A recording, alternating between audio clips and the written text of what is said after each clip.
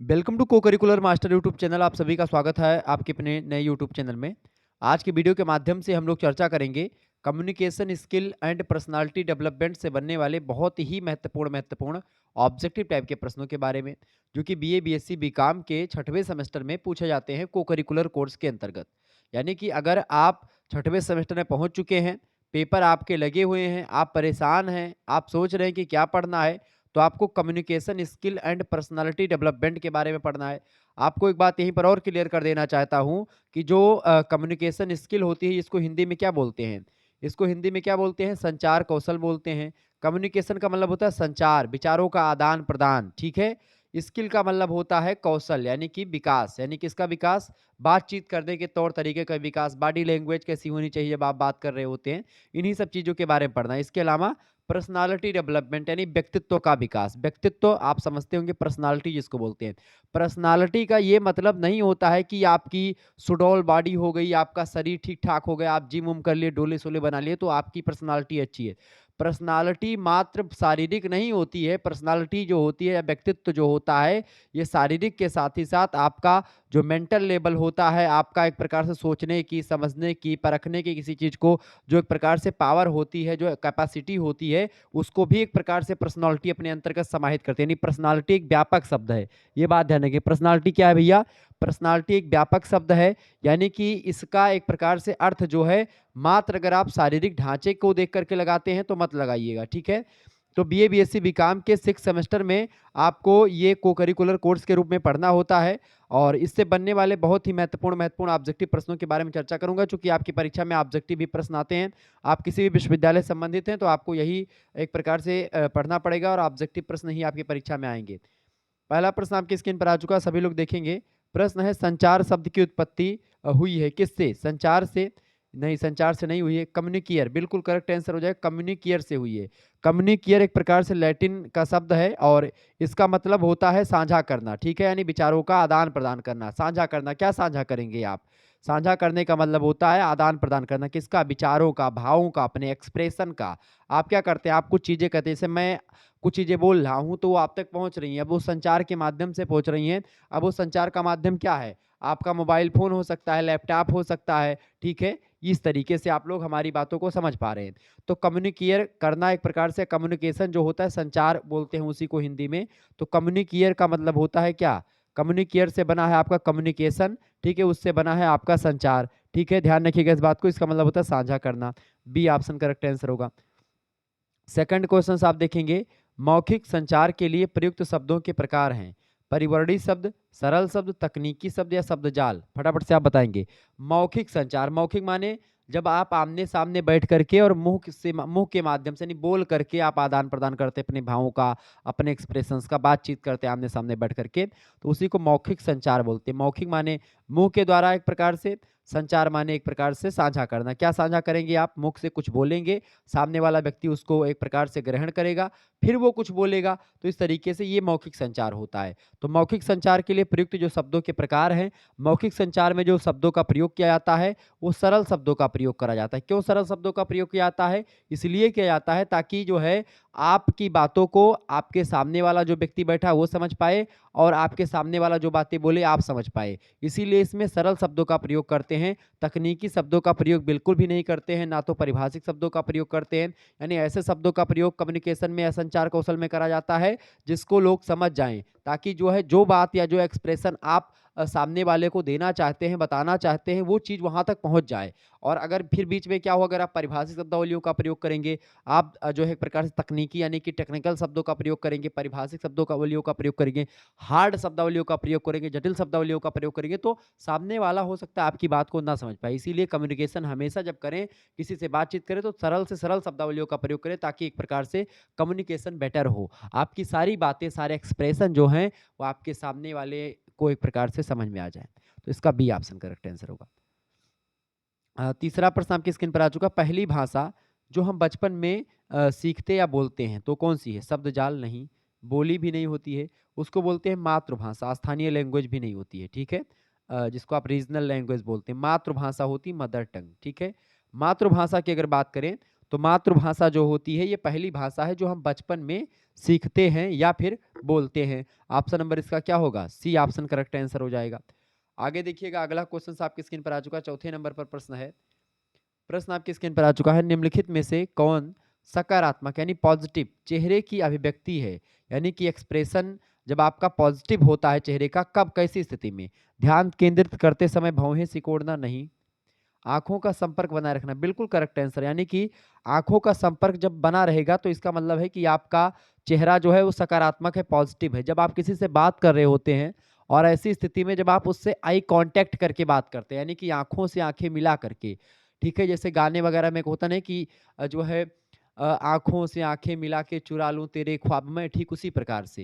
यानी जैसे आप कहते हैं कि तेरी आंखें हैं मधुशाला, ठीक है, इस पर शेर लिखूं या गजल कहूं, तो ऐसे ही होता है आंखों के माध्यम से आई कांटेक्ट।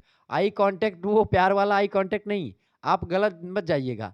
आई कांटेक्ट का मतलब यहाँ पर तात्पर्य ये है कि जब आंखों के माध्यम से जब आप किसी से बात करते हैं तो आप उससे अगर आंखें मिला करके बात करते हैं, इसका मतलब ये है कि आप पॉजिटिव वे में बात कर रहे हैं। आप उसकी बातों को भी समझ पा रहे हैं, वो भी आपकी बातों को समझ पा रहा है।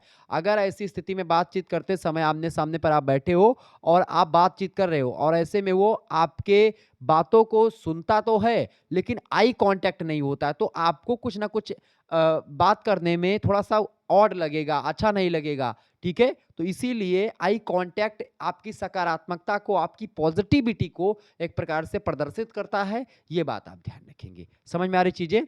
तो आँखों का संपर्क बनाए रखना, ये चेहरे की सकारात्मक अभिव्यक्ति को दर्शाता है, ये बात ध्यान रखेंगे। इसका बी ऑप्शन करेक्ट आंसर हो जाएगा। अगर आप लगातार मुस्कुराओगे, तो लोग सोचेंगे कि क्या बात है, या तो पागल होगा या फिर बहुत ज़्यादा किसी चीज़ को पा कर के गल होगा। पागल का मतलब जानते हैं क्या होता है? पागल, आप शब्द हमारे पिताजी बताते हैं। पागल, पागल का मतलब जानते हैं? पागल की परिभाषा दीजिए। कभी-कभी आते हैं तो यही सब शब्द पूछते हैं। अब देखिए पा माने क्या होता है? पा गया, यानी कुछ पा करके। गल होता, कहते हैं गल है, बहुत गल है एकदम से। गल होइगे, गल माने का होता है खुशी। तो कोनो चीज़ पाई के कोनो व्यक्ति अगर खुशी हो जात है, कुछ पा करके बहुत ज़्यादा खुशी हो जाना ही पागलपन कहलाता है। समझ रहे हैं ना? ये पिताजी हमारे परिभाषा बताते थे, तो पागल वो। तो कहीं न कहीं पे आँखों का संपर्क बनाए रखना ही चेहरे की पॉज़िटिविटी को दर्शाता है। नेक्स्ट क्वेश्चन, ये सब प्रश्न परीक्षा की दृष्टि से इम्पोर्टेंट हैं। अगला प्रश्न है, 5वां प्रश्न है, हम किस विधि से जान सकते हैं कि प्राप्तकर्ता ने संदेश को क्या समझा, मतलब समझा या प्राप्त किया? आप कैसे जान पाएँगे कि जो प्राप्त करता है, यानी जिसको मैं कम्युनिकेट कर रहा था अभी तक, जिसको मैं बता रहा था, जिससे बात कर रहा था, जिससे मैंने कोई चीज़ बताई है अभी-अभी, वो जो मैंने बताया, वो सामने वाला बंदा उस चीज़ को जान पाया कि नहीं जान पाया, इसका पता कैसे लगाएँगे? प्रेषण के द्वारा। प्रेषण का मतलब क्या होता है? प्रेषण का मतलब होता है हमने जो भेजा या कोई पत्र लिख कर के प्रेषित किया, वो प्रेषण। हमने जो बात बोली, सामने बैठा उसने सुना, तो वो प्रेषण मतलब होता है कि हमारे द्वारा एक प्रकार से भेजा गया जो कोई वाक् पटुता या वाक् संदेश या लिखित संदेश कुछ भी हो सकता है। संदेश तो आप जानते हैं जो एक प्रकार से चाहे वो लिख करके भेजो, चाहे आप बोल करके, वो संदेश दोनों। सुनना यानी कि जो सुन रहा होता है। यहाँ पर प्रतिपुष्टि, प्रतिपुष्टि का मतलब क्या होता है? अंग्रेजी में इसको बोलते हैं, अभी मैं बता दूँगा तो आप समझ जाओगे। अंग्रेजी में इसको बोलते हैं फीडबैक। क्या बोलते हैं? फीडबैक बोलते हैं बाबू। ठीक है? तो ये जो फीडबैक होता है इसी को प्रतिपुष्टि बोलते हैं। तो हम इसी विधि से जान पाते हैं जब फीडबैक कोई व्यक्ति देता है। जैसे मैं आपसे पूछता हूँ, are you getting my point और नॉट? यानी कि आप मेरी बातों को समझ पा रहे हैं कि नहीं समझ पा रहे हैं? आप जो मैं बता रहा हूँ वो आप तक पहुँच रही बातें कि नहीं पहुँच रही? तो आप बताएँगे या, yes, yes, getting getting your point sir. तो ऐसे आप बोलेंगे अंग्रेजी में। अब हिंदी में आपसे पूछता हूँ, क्या आप ये क्या मेरी बातों को आप समझ पा रहे हैं? समझ रहे हैं ना? ऐसे पूछेंगे ना, समझ रहे हैं? तो आप कहेंगे हाँ सर जी समझ रहे हैं। तो ये समझ रहे हैं ना? तो ये होता है आपका जो फीडबैक है, ये जब मिलता है तब हम ये जान पाते हैं कि प्राप्तकर्ता ने संदेश प्राप्त किया अथवा नहीं प्राप्त किया, या क्या संदेश प्राप्त किया, यानी कि जो मैं संदेश वहाँ तक भेजा, क्या सही सलामत वहाँ तक पहुँचा, और जहाँ तक पहुँचा उसने जाना कि नहीं जाना, यही फीडबैक होता है, यही प्रतिपुष्टि हिंदी में होता है। बिल्कुल क्लियर हो गया? आगे बढ़ो भैया।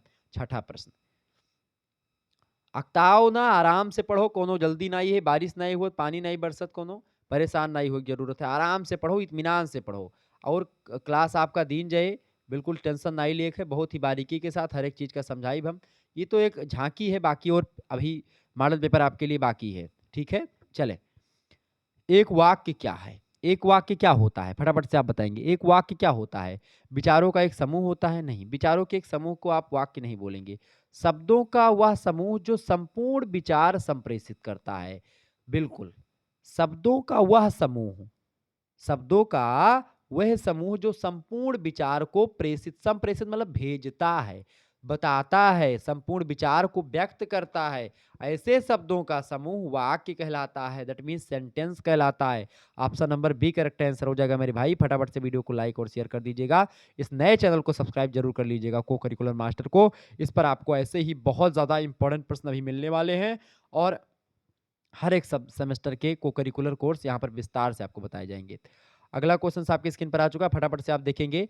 मौखिक संचार में आम तौर पर किस प्रकार के शब्द का प्रयोग नहीं किया जाता? जब आप ऑब्जेक्टिव प्रश्नों की तैयारी कर रहे हैं, ऐसी स्थिति में आपको इस नहीं वाले प्रश्न पर ज़रूर फोकस करना है। कभी-कभी क्या होता है कि आप जल्दबाज़ी में, ओवर कॉन्फिडेंस में क्या होता है कि आप नहीं वाला जो शब्द है इसको भूल जाते हैं मेरे भाई और आप सोचते हैं कि कौन-सा शब्द जो है उसका है, यानी कि ये नहीं वाला शब्द आप भूल जाते हो। ऐसी स्थिति में 3 तो आपके होते हैं, तो कभी न कहीं पढ़ा ही होगा तो तुरंत लगा देते हो, गलत हो जाता है।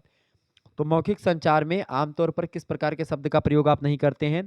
तो मौखिक संचार करते समय आप तकनीकी शब्दों का प्रयोग नहीं करते हैं। आप सरल शब्दों का प्रयोग करें ताकि लोग समझ पाएँ, आसान शब्दों का और स्थानीय भाषा में बात करें। यानी जहाँ पर जाएँ उस भाषा में बात करें।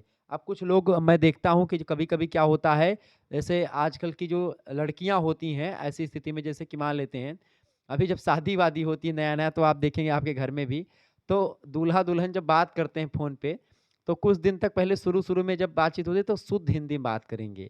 फिर उसके बाद में जैसे मान लेते हैं अवध प्रांत के हैं, हमारे इधर का मैं बता रहा हूँ। जैसे मान लेते हैं अयोध्या या फैजाबाद, गोंडा के हैं, तब जब बात करेंगे, तब पहले तो शुद्ध हिंदी में बतवई हैं 1 आध महीना या आधा महीना। जब धीरे-धीरे एक दूसरे से सहज हो जाई हैं बातचीत करत-करत, तो दूल्हा-दुल्हन को में बतवाए लगी हैं, तो फिर अवधि में बतवाए लगे झोंकुआ खूब।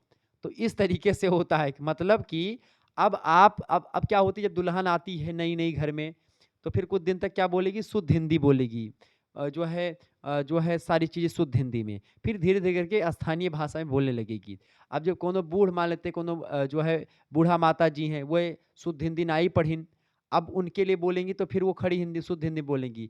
तो आजी-वाजी वहाँ पे जो दादी-वादी आपकी होंगी असहज महसूस करेंगी उस स्थिति में। तो ये एक प्रकार से इसमें आपको स्थानीय भाषा में यानी जहाँ जैसा देश वैसा भेष, इस तरीके से आपको बात करना चाहिए। यानी जो भाषा अगला समझ रहा है उसी भाषा में उसको कम्युनिकेट करने का प्रयास करें। आप उसके सामने अपने आप को एक प्रकार से प्रदर्शित करने का प्रयास ना करें कि मैं बहुत टैलेंटेड हूँ, बहुत विद्वान हूँ।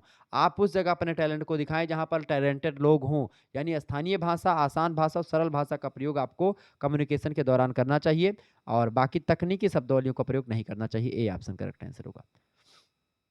8वां क्वेश्चन है चेहरे को मतलब को चेहरे द्वारा प्रस्तुत किया जाता है किसको? हाव-भाव को, शारीरिक भाषा को, मतलब पैरा भाषा को या भाव को? तो भाव को चेहरे क्या करते हैं? भाव को चेहरे द्वारा प्रस्तुत किया जा सकता है, बिल्कुल। ऑप्शन नंबर इसका करेक्ट आंसर क्या हो जाएगा? D option. भाव को, इमोशन को चेहरे के द्वारा प्रस्तुत किया जा सकता है, डी ऑप्शन। यानी आप जब आप बात कर रहे होते हैं, ऐसी स्थिति में आपके भाव भी आपके बात के साथ ही साथ लोग सामने वाला पता चल जाता है उसको कि क्या एक प्रकार से ये जो बातचीत कर रहा है उसका इसका एक्सप्रेशन क्या है। 9वां प्रश्न है शब्दों का एक समूह जो एक साथ व्याकरणिक इकाइयों के रूप में कार्य करता है उसको क्या कहते हैं? अनिवार्य नहीं, प्रश्नवाचक या वाक्यांश, बिल्कुल। शब्दों का एक समूह जो एक साथ व्याकरणिक इकाइयों के रूप में कार्य करता है उसको वाक्यांश कहते हैं। सी ऑप्शन इसका करेक्ट आंसर हो जाएगा 9वें का, बिल्कुल C option is right answer. Next question से 10वां नंबर प्रश्न आप देखेंगे, बहुत ही ज़बरदस्त प्रश्न है। एक बार वीडियो को लाइक, चैनल को सब्सक्राइब कर दीजिएगा। प्रश्न है संचार में संक्षिप्ताक्षरों का उपयोग करने से किस प्रकार की संचार भाषा मतलब बाधा उत्पन्न होती है? संचार बाधा यानी कम्युनिकेशन में जो एक प्रकार से जो प्रॉब्लम्स उत्पन्न होती हैं, किसमें? संचार में संक्षिप्तताक्षरों का प्रयोग संक्षिप्त अक्षर मतलब कि छोटे अक्षरों का प्रयोग करने में। जब आप ऐसे शब्दों का प्रयोग करते हैं तो क्या होता है? ऐसी स्थिति में क्या होता है भई? ऐसी स्थिति में भाषाई या एक प्रकार से मतलब भाषाई क्या होता है? भाषाई बाधा उत्पन्न होती है, ए ऑप्शन करेक्ट आंसर होगा। 11वां क्वेश्चन आपकी स्क्रीन पर आ चुका है, जिसका उपयोग संचार बाधा को दूर करने के लिए किया जाता है, वो क्या है इनमें से? तो संचार बाधा को दूर करने के लिए किसका उपयोग करते हैं? संचार बाधा को दूर करने के लिए हम अनुवादक का एक प्रकार से उपयोग करते हैं। अनुवादक एक प्रकार से हमारे कम्युनिकेशन को और बेहतर बनाता है और मजबूत बनाता है। ऑप्शन नंबर इसका ए करेक्ट आंसर होगा। 12 नंबर क्वेश्चन देखेंगे, निम्नलिखित में से कौन संचार बाधा नहीं है, बताएं। संचार बाधा इनमें से कौन नहीं है? भाषाई बाधा, पारस्परिक बाधा, या वित्तीय बाधा, या संगठनात्मक बाधा। तो संचार बाधा इनमें से क्या नहीं है? तीन भाषाएं मतलब कि तीन बाधाएं संचार की हैं, एक बाधा नहीं है। तो इनमें से जो आपका वित्तीय बाधा है, ये संचार की कोई बाधा नहीं है। संगठनात्मक बाधा, पारस्परिक बाधा और भाषाई बाधा, ये सब बाधाएं होती हैं संचार की, ध्यान रखिएगा। 13 नंबर क्वेश्चन आपके स्क्रीन पर आ चुका है, देखेंगे फटाफट से। चलें, प्रश्न है, सीधी शारीरिक मुद्रा क्या दर्शाती है? सीधी शारीरिक मुद्रा गौरव, व्यावसायिकता, या आत्मविश्वास, या विनम्रता। तो सीधी शारीरिक मुद्रा जो दर्शाती है वो क्या दर्शाती है? सेल्फ कॉन्फिडेंट दर्शाती है, यानी आत्मविश्वास उसमें दिखता है। ऑप्शन नंबर इसका सी करेक्ट आंसर होगा। अगला क्वेश्चन आप देखेंगे, प्रश्न है, निम्नलिखित में से कौन सा सकारात्मक चेहरे का भाव है? जोर से घूरना, अगर आप किसी को जोर से घूरेंगे खूब ज्यादा तो आप देखेंगे, एक नियम बनाया गया था कुछ दिन पहले कि अगर आप जैसे लड़की को देखने का एक नियम था, क्योंकि लड़के जो होते हैं बहुत ज़्यादा, आप देखेंगे शहरों वगैरह में चौराहे पर खड़े हो जाएंगे, गांव वगैरह में कुछ जगह ऐसे स्कूल की छुट्टी होगी, कॉलेज की छुट्टी होगी तो उस दौरान खड़े हो जाएंगे, बाजार में चले जाएंगे, स्कूल के बाहर रोड पर खड़े हो जाएंगे। ठीक है, ऐसे कुछ लोग होते हैं जो एक प्रकार से लड़कियों को देखने के लिए, ताड़ने के लिए, घूरने के लिए खड़े होते हैं।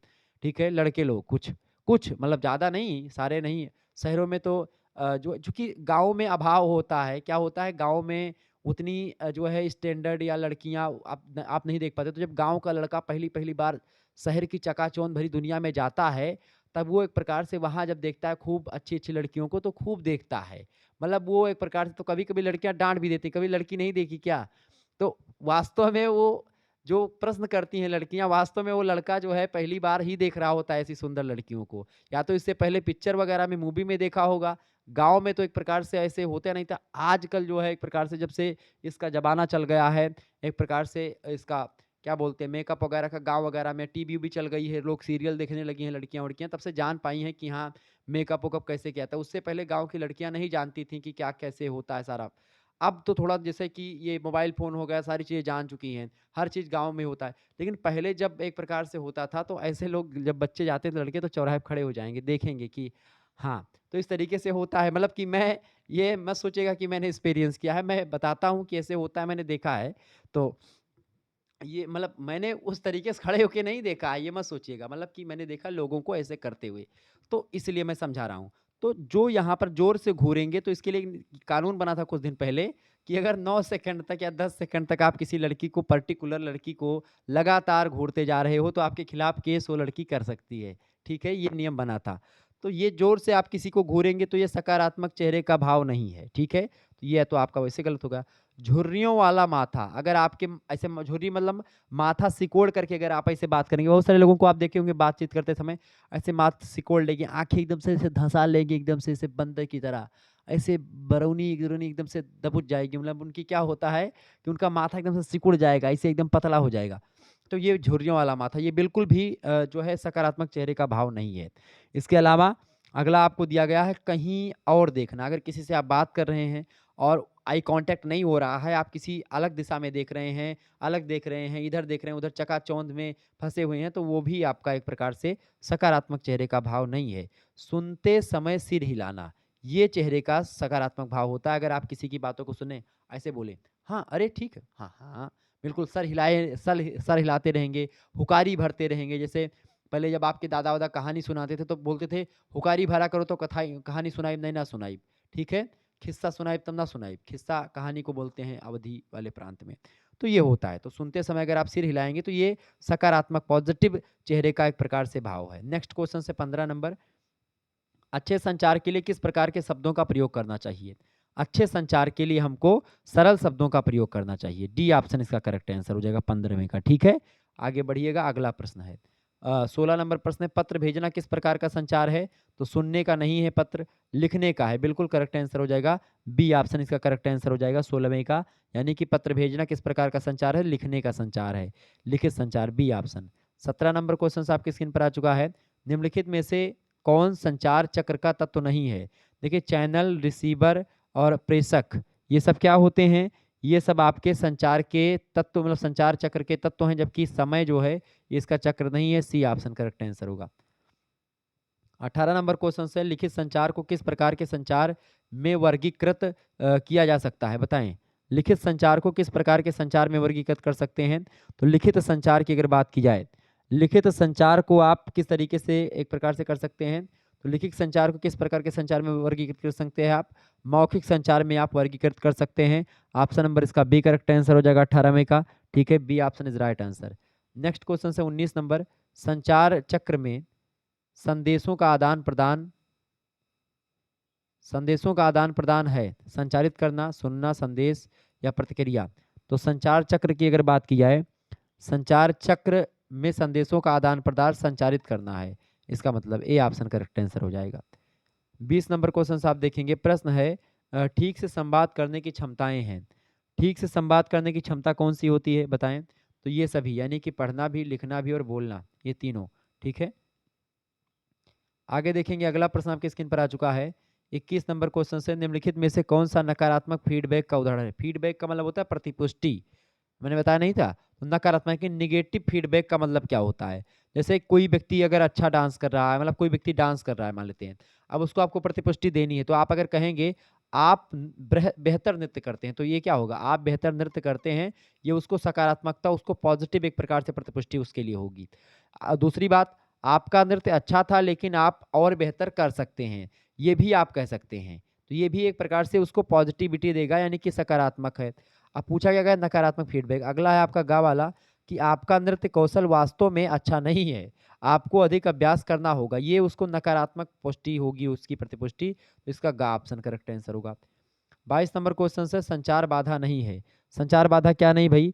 संचार बाधा की अगर बात की तो आदतें संचार की बाधा नहीं है, भाषा, संस्कृति और शारीरिक बाधाएं संचार की होती हैं, आदतें नहीं है। अगला प्रश्न 23 नंबर, संचार चक्र में शामिल नहीं है।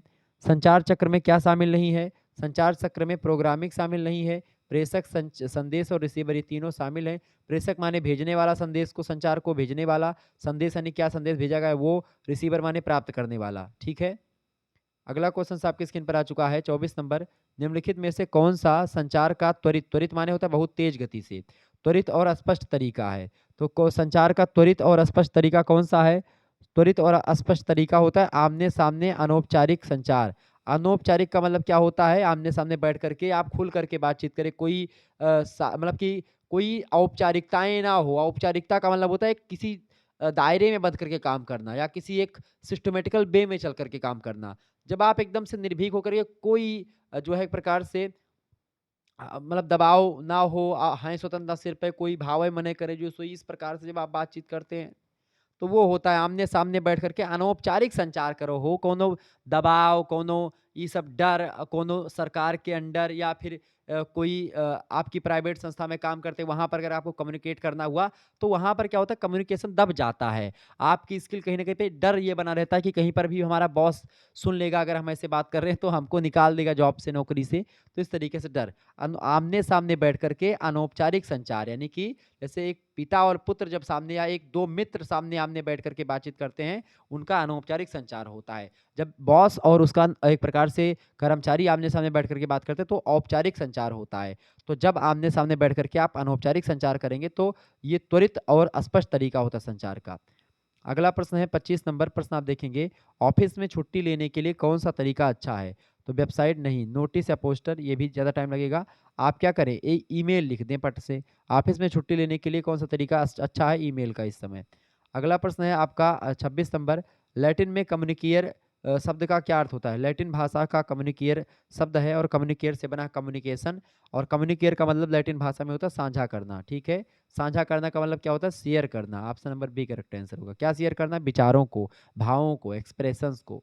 27 नंबर प्रश्न आपके स्क्रीन पर आ चुका, संदेश को ठीक से समझने के लिए प्राप्तकर्ता को संदेश मतलब संदेश को ठीक से संचारित करने की आवश्यकता है, फेंकने की, सुनने की, या अनदेखा करने की।